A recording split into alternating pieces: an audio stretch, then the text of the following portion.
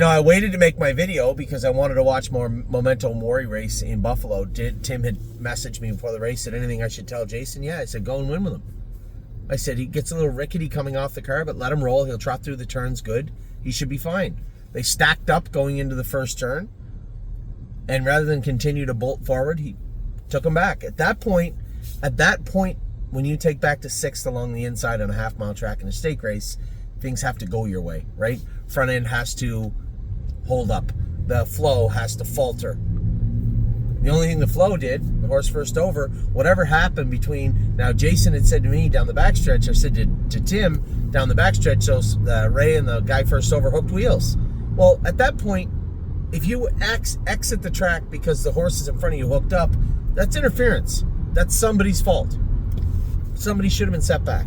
I'm not saying who it was because I didn't see the angles. I only saw one race. Just saw it live. Watched the replay quick. Couldn't really tell. But somebody just doesn't drive off the racetrack. If you come off the racetrack because they get jammed up in front of them, well, and they hooked wheels, if you hook wheels with the horse beside you and it interferes with the trailing horse, one of those two horses is getting set back. But it doesn't appear that happened. So I don't know what to tell you. Somebody said, well, he looked weak. Listen, when you retreat in the first turn, get away 6th or 7th on a half-mile track in a sire stake race with sire stake horses, and then get interfered with, well, that's kind of what's going to happen. So, not the way I wanted the race to go, not the result I wanted from the horse, but I mean, to watch the race and see how it unfolded and then hear it from Jason, what he saw, at the very least, we should have been 6th place 5th, I would think. But that didn't happen. So he'll have to race again next week, and we'll continue to move forward with him. Guys, I know, my partners know out there, I hear people, Memento Mori was so good last year, and he set that world record, and, now he's not racing good this year. We opted to stay away from Oak Grove. Now, as it turned out, we put him on Lasix, but the fact that he didn't bleed last year, could we continue to race him off Lasix down there? I suppose so, but they're going to trot in 53, 54.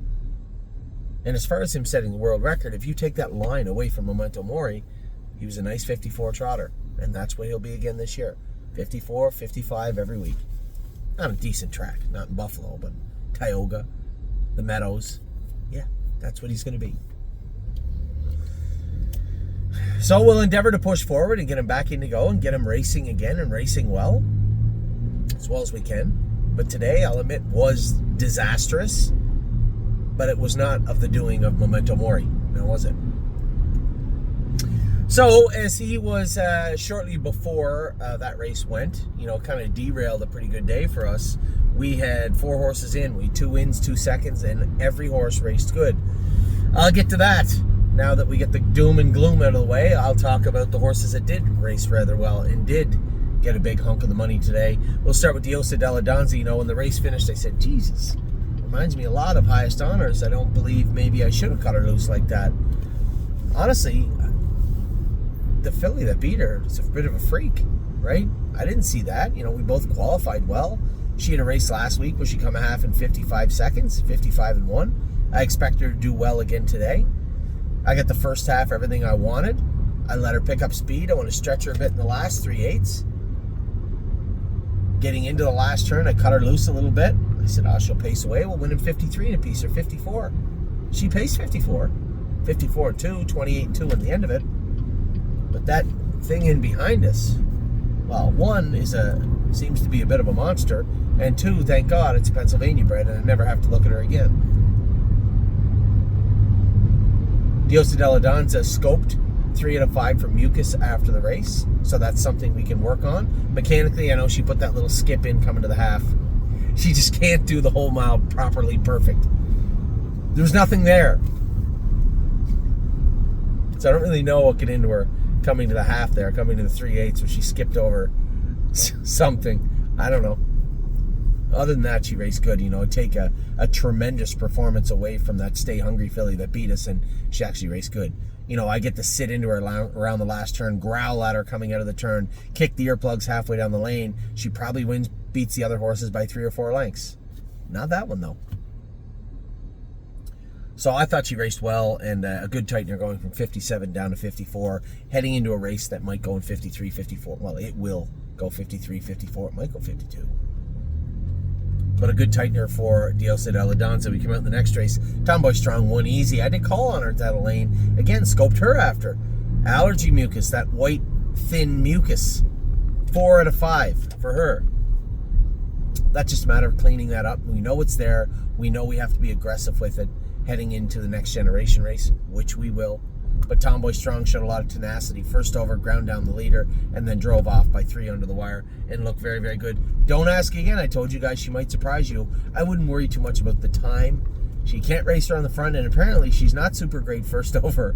She still dogs it at times, but we got to head a lane, and I hit her a swat in the rump. She took off. She was gone, and did her work rather well.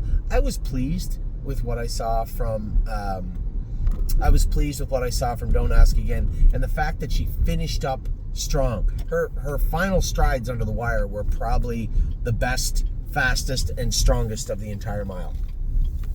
So that's uplifting in its own right. I was very happy with her, and trust me when I tell you, speed's not going to matter. If they chop out a mile and 57 in front of her, she's going to be right there with them at the wire. The speed isn't going to be a problem with her. What is it with the Jeeps and the people with the rubber duckies in the windows? I saw like 4 or 5 Jeeps, and they're just loaded across the dash. Kind of looks stupid, really. Well, whatever. Maybe it's a Jeep thing. Anyway, thoroughly pleased with the 2 trotting fillies today. Don't Ask Again. The time, as I said, doesn't matter. It's how she did it and how well she finished. Finished very strong through the mile. I was really, really happy with Don't Ask Again. And then Melisandre put the belly band hobbles on her today. I thought she should have got up. She tried her hardest to get up. 28-1 on the end of it. A good last quarter from her and a good race from her. And then, of course, we talked about Memento Mori moments ago.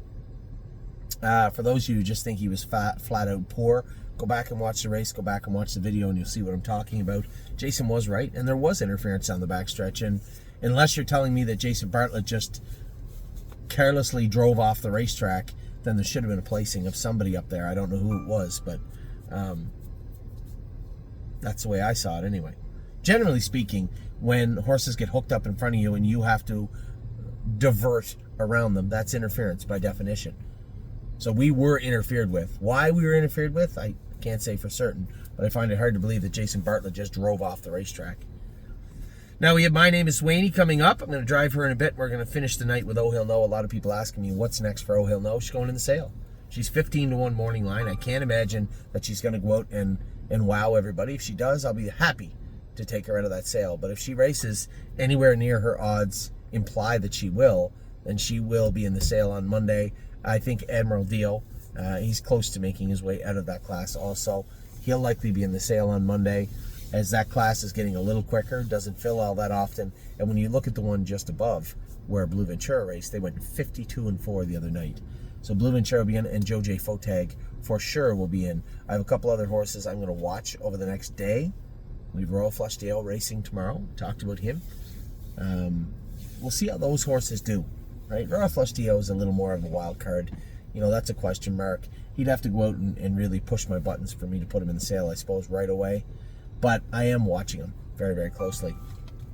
What are all these? I never know. Okay. So Diosa de la Danza raced good coming into, and I tried to be clever and put highest honors at Northfield, and lo and behold, he draws the 8-hole. I saw it. I'm well aware. So we have Diosa de la Danza raced great, Tomboy Strong raced good, Don't Ask Again raced good, Melisandre raced good, Memento Mori is what it is, and then we will clean up the night at 6:22 with My Name is Swaney, and Oh He'll Know to close out our night at 7:42. Take care. I will talk to you all very soon. Have a great rest of your day. It's starting to cool down. You can come out now. Take care.